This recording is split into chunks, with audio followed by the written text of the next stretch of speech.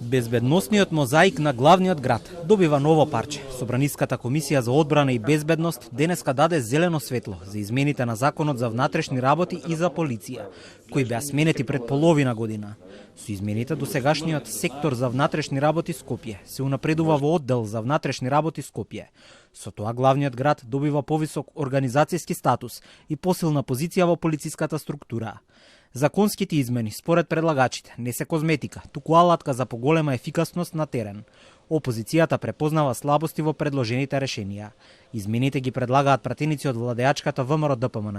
Издвојувањето на единицата за Скопје, о стандардната леставица вака, на секторите и незиното здигнување во повисок организацијски статус, создава концентрација на моќта, според мене, во една организацијска единица надлежна за главниот град и можноста за зголемено политичко влијание врз полицијата во политичките центри на државата. Кога се додава нова хиерархиска односно организацијска единица со повисока хиерархија во било кој од министерствата, напротив се случува обратниот процес, не се врши политизација.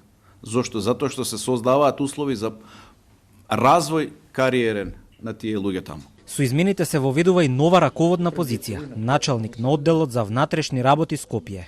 Инаку двата закони беа целосно сменети во јули минатата година, но при примената било утврдено дека скопската полиција треба да има повисок статус, бидејќи во главниот град се случуваат повеќе од 60% од кривичните дела во Македонија. Со измените ќе се овозможи и поголема плата за скопските началници и полицајци во однос на полицајците од другите градови.